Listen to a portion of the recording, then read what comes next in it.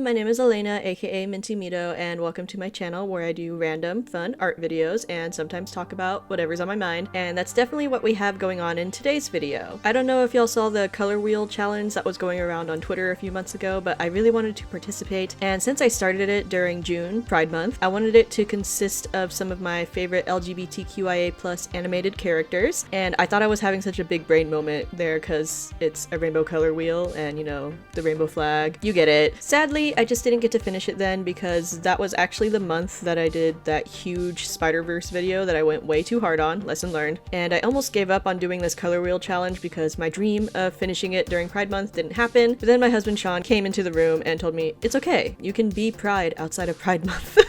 And he's right, there is never a wrong time to celebrate these characters that I love, so I'm gonna do it, and I really hope you all enjoy watching the process and listening to me ramble. I'm gonna ramble about the characters and a bunch of other things too, so this is gonna be more of a laid-back talking style video, so feel free to grab your sketchbook or a tablet and draw along with me, and let's get started! Welcome to the time-lapse, everyone. So as I said, today's video is the process of me drawing a Pride-themed version of the Color Wheel Challenge. When I originally imagined myself making this video a few months ago, I thought I'd talk about each show the character is from and why each show or character is important to me, and I'll do a bit of that too, but I also just have a lot on my mind that I feel like talking about in general, mostly about like my goals and my channel, as per usual, as I do. So in terms of topics, this video might be a little bit all over the place, and I hope that's okay. I do have a list here so that it's not too incoherent, but we'll see what happens. And I promise I'll talk about the characters too, but that'll probably come after my big brain dump, so let me just go ahead and start on that. So the first thing on my mind is that I'm feeling a simultaneous excitement and nervousness for my upcoming video content this month. I have made a content calendar that I actually think I may be able to stick with, which involves a video every Saturday, 3 weeks in a row, starting with this one. I've had the content calendar around for a while, but it wasn't until very recently when I felt like I could actually start following it. I've done a good number of videos, especially different kinds of videos, so now I have an idea of how long videos will take me from start to finish, and that gives me a better sense of what I can accomplish in a given week or month. And this is very exciting because earlier this year I made a video where I designed a new YouTube banner and talked about my goals for the year, and in that video I made a goal to post at least one video a month, and while I technically didn't post in July, I did end up posting twice in August, and I've already posted once so far in September, and now I'm on track to maybe post 4 videos in total, maybe? And if I can pull that off, that would be so incredible, but I'm trying to not pressure myself on that because it is a lot. And my plans for the next 2 videos after this one are as follows. I got a lot of requests for a Sonic character tutorial, which I am currently planning because I haven't done a video tutorial before, and it's a new style of video for me, so there will probably be some challenges that I'm not currently anticipating, as there always is. That's how it goes for any new type of video I try. But I'm hoping despite those challenges, I'll still be able to pull it off by next Saturday, but we will see. And then the week after that, of course, would be my 5th installment of my monthly Drawing Your Sonic OCs series. I technically already uploaded one this month, but that was actually supposed to be uploaded in August. I just took too long editing it. And I'm very excited for both of these videos because I can tell a lot of you guys are excited for them, and I'm excited to take on the challenge of doing a tutorial video. And I love drawing Sonic characters, as y'all know, but I do have some mild worries about this that I kind of wanted to talk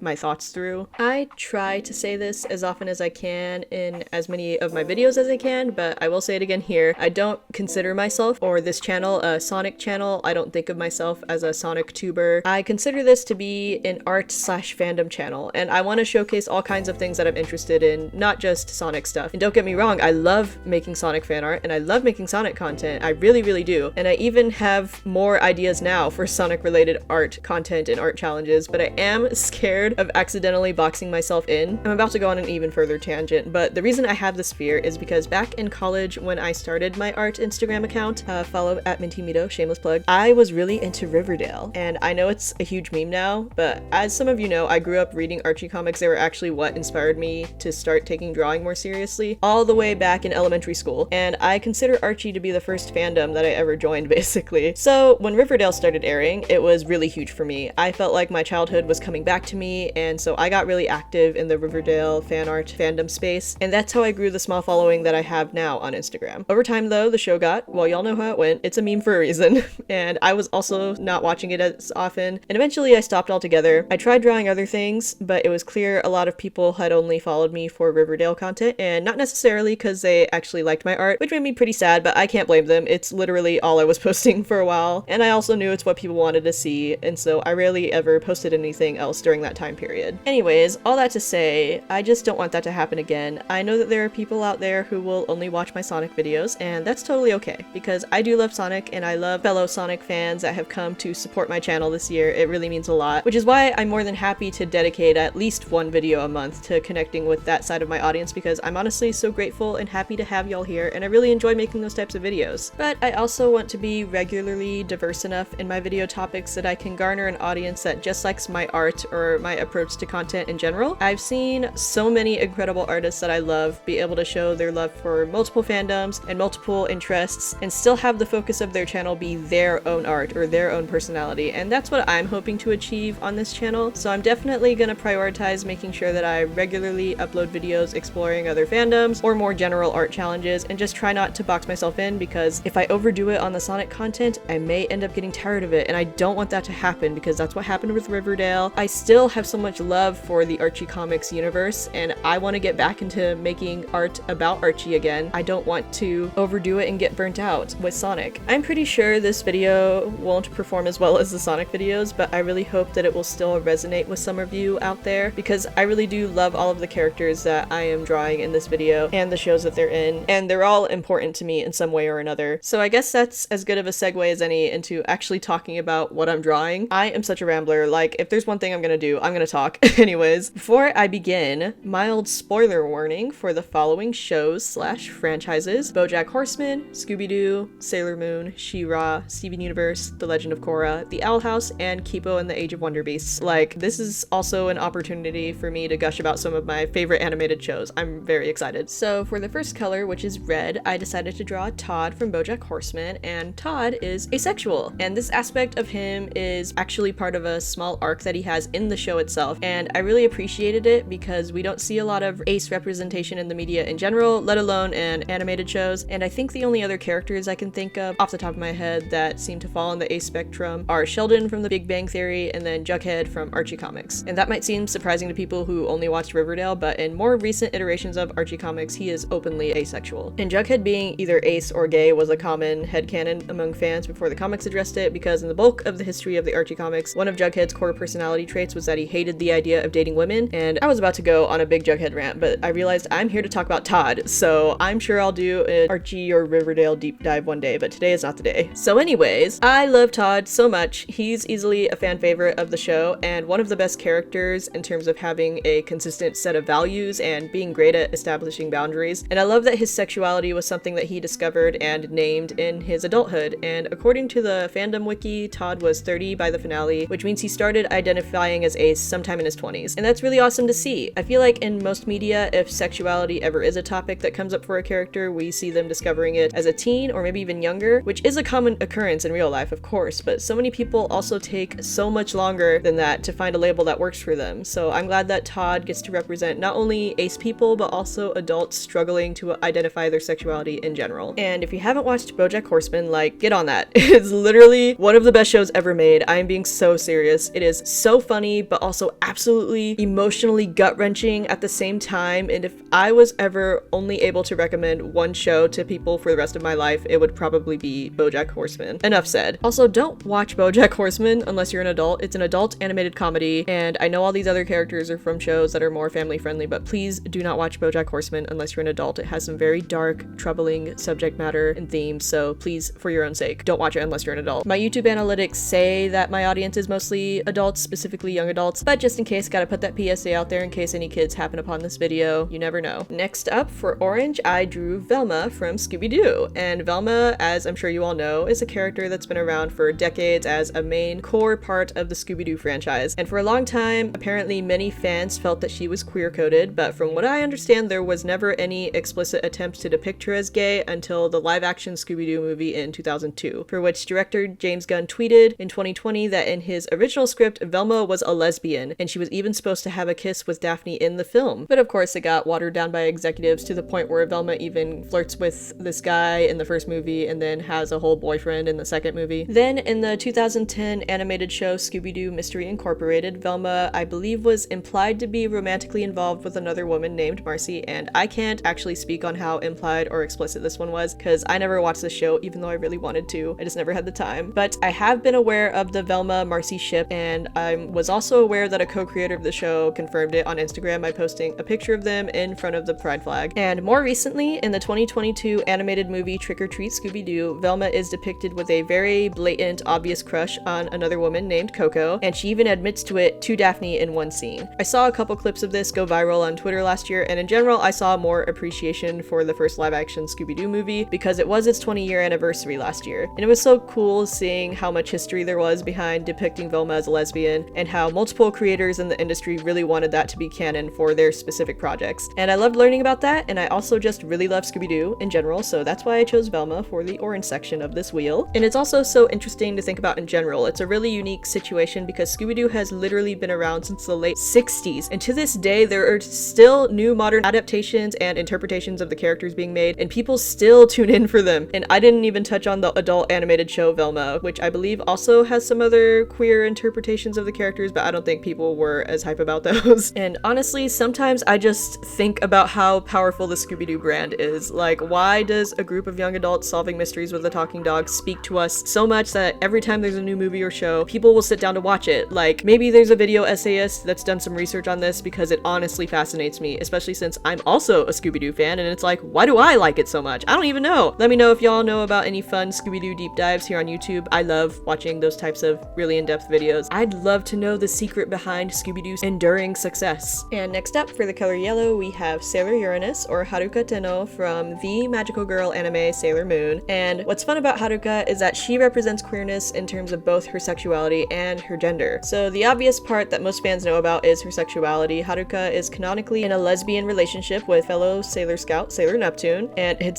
is both funny and sad because whenever I think about their relationship, I think about the original English dub, which is the one that I grew up with. And for those who don't know, there was a lot of censorship of the queer characters and relationships for the show back then. So of course, for the Uranus and Neptune relationship, the network did not want them to be depicted as a couple. So in the dub, they said that they were cousins. They're girls and cousins too. Amara, Michelle. Fantastic, you're the best cousins in the world. And it kind of backfired because, at least so I've heard, some people were genuinely angry because they thought the show was promoting incest because there was only so much the dub could do to cover up the very obvious romantic tension and moments between the two of them. But anyways, Haruka's queer identity is also reflected through her gender, which is honestly somewhat of a hot topic among the fans, at least from what I've seen. I don't want to get too far into the details because I've seen debates and arguments, and personally, I think that pretty much any interpretation of her gender is valid as long as you're not being a jerk and saying that only your interpretation is the ultimate correct one. But basically, in the show and in the manga, she is shown wearing both masculine and feminine clothing, at points being referred to as a man or having people confused about her gender, and she seems to not care. And at one point, Sailor Neptune, I think it was just in the manga, I'm not sure, but basically refers to Haruka as both male and female, or having the traits of both a man and a woman. So there's honestly a lot of ways to interpret that info. You could say she's intersex, gender fluid, non-binary, so on and so forth. And one point I know I've seen people bring up is to keep in mind the context that this character was made by a Japanese woman in Japan in the 90s. And generally, Japan's understanding of gender is very different from how it's discussed in the West. But again, for me personally, I really do think that everyone's perspective on this is valid, and there's no need for a quote-unquote correct answer because ultimately what Haruka represents is an experience outside of gender norms. And that's part of what makes her so great and why I wanted her to be included in this color wheel. Plus, Sailor Moon as a whole is one of my biggest inspirations as an artist. It has been with me since childhood. I will always love it, and so they just had to be represented here somehow. Next up, for the color green, we have Double Trouble from She-Ra. So Double Trouble is actually the first non-binary character that I ever saw in an animated show, and maybe in shows in general, and I could gush about them all day. They're so funny and so theatrical. They were a side character in She-Ra, but a very, very impactful one. Like, they're the epitome of being chaotic neutral. They will really just do anything and everything for their own gain. One part that I love, my favorite favorite scene with Double Trouble is when they end up betraying Catra and then they basically give her a therapy session that was also a really brutal reality check. And I think that scene perfectly captures why they're such a fan favorite. It's just pure chaos, manipulation, gaslighting, girl bossing, but also with a touch of wisdom and care. It's perfect. And I also highly recommend She-Ra in general. It is a very fun show with some of my favorite character dynamics and just really great queer rep aside from Double Trouble. And the creator of the show, Andy Stevenson, is bigender and transmasculine, and he's also the creator of the graphic novel behind Nimona, which is an animated movie that came out on Netflix this summer, and it is so funny and fun and fantastic, and I highly recommend it if you haven't seen it yet. Next up, for the color teal, we have Pearl from Steven Universe, and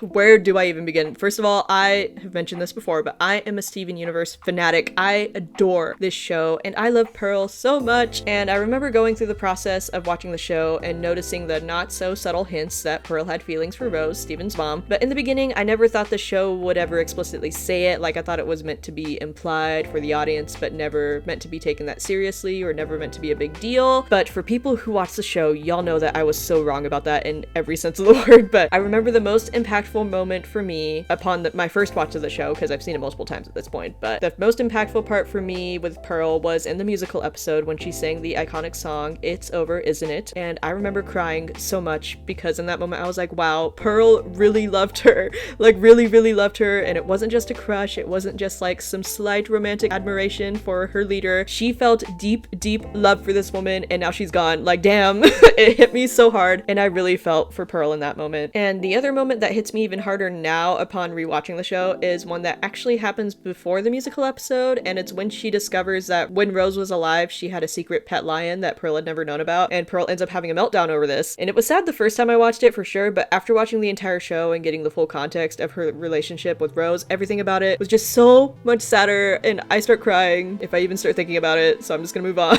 And later in the show, it's shown that Pearl seems to actually be pretty popular with the ladies. Like, she has a bunch of numbers that they wrote down for her that she has saved, so we know that eventually she does move on, as she should. But yeah, I definitely wanted to include her as a gay character that really impacted me with her story, and I did make the drawing of her pretty sad, but like, her grief over losing Rose, both romantically and physically, is what got to me, so that's what I decided to depict here. Just her holding a little hologram of Pearl and Rose looking at each other holding hands.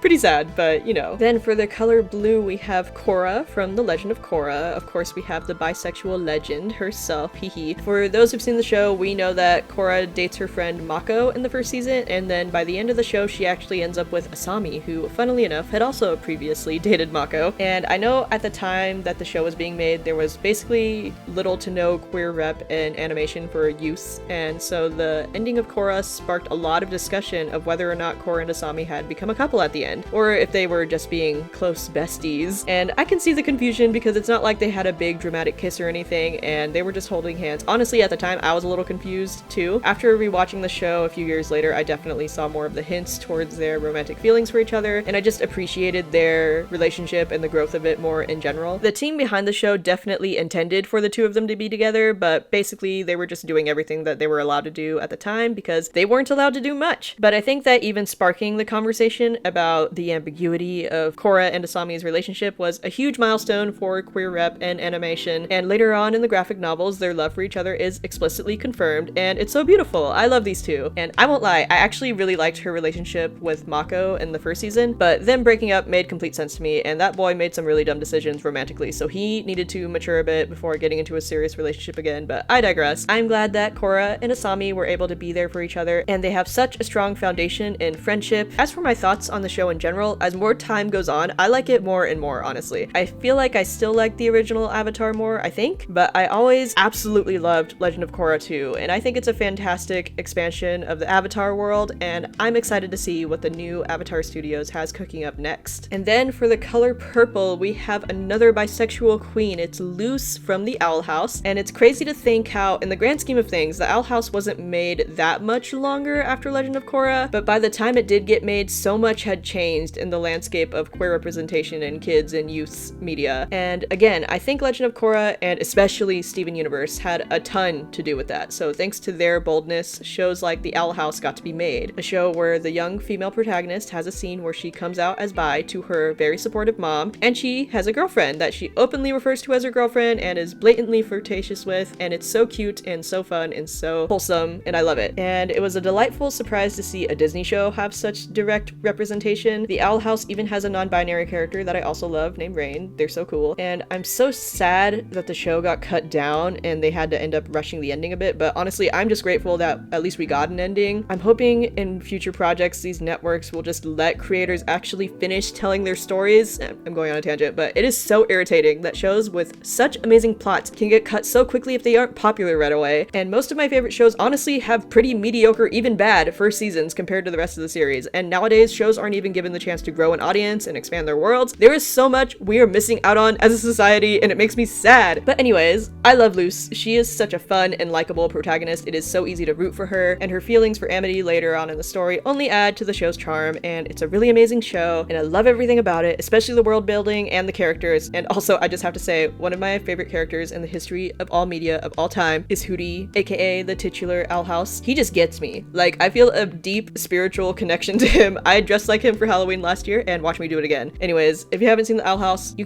know what, you can watch it for him. Luce is also great, but I love this little weirdo, my beautiful owl worm demon. He's the best. And then finally, for Pink, we have Benson from the spectacular show Kipo and the Age of Wonder Beasts. And first off, if you have not seen this show, you should watch it, like, immediately. It is so good, and not nearly enough people have seen it, or at least not nearly enough people talk about it. It should be on Netflix. It's awesome. The entire show is only 3 seasons, and from what I know, the crew behind it got to tell their full story. It is funny, it's fun, it has an amazing, unique plot with fantastic characters and a really cool art style. And so the plot is like, the show is about a post-apocalyptic world, and this young girl named Kipo is trying to find her underground community that she got separated from. And along the way, she makes some new friends that help her navigate the surface world and its many dangers. It's a great time. There's a lot more plot elements to it, but I don't want to spoil anything. But one of the friends that Kipo meets is Benson, and he's just this sweet and optimistic young boy. He's very likable from the get-go, and there's a scene with him from pretty early on in the show that is burned into my brain because of how plain and direct and real it felt. I kind of feel bad spoiling it if you haven't seen it, but it does happen really early on in season 1, so oh well. You can go watch the show and then come back to this if you want. But basically, Kipo is having a rough time, and so Benson takes her on an old Ferris wheel to cheer her up, and Kipo gets really overwhelmed and flustered by his kindness, and she immediately confesses that she has a crush on him. And Benson is taken aback, and he lets her down gently, and Kipo's like, "You only see me as a friend, huh?" And then Benson's like, "Yes,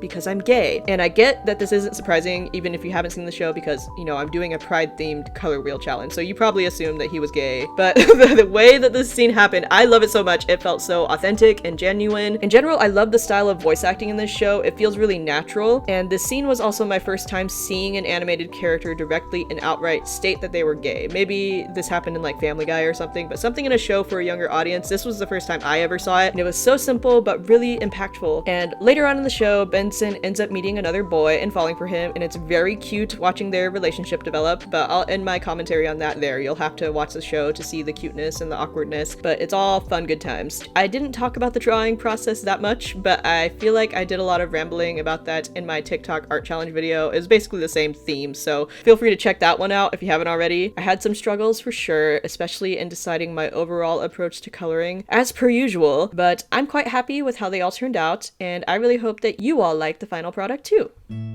Thanks so much for watching. I know I rambled so much in this video, and I hope it wasn't overwhelming. If it was, feel free to gently let me know in the comments, and I'll keep that in mind for future videos. I know this is my channel, but like, I don't want to be annoying, or maybe I'll embrace my inner Hootie and be annoying anyways. But please keep an eye out for those videos that I mentioned that will hopefully come out over the next 2 Saturdays, but we will see if life decides to throw any curveballs at me. And if you'd like to further support me, I do have a Ko-fi page where you can tip or commission me. Either is very, very much appreciated, especially because my work hours have been getting cut down so much recently. But if not, even viewing this video means so much, and liking and commenting also helps a ton, so I really appreciate if you would do that for me. I would love that so much. But lastly, I have my social media and all my other important links down in the description box below, including my Sonic OC submission form, my BLM art fundraiser. My personal site is currently closed for updates. Translation, I paused the subscription because I couldn't afford to renew it, but I'm not even mad. I wanted to redesign the site anyways, so I'll save up and make some changes, and then I'll announce when I have a shiny new website to show off for you guys. And with that all being said, thanks again, and I will see you in the next video, hopefully next week. Bye!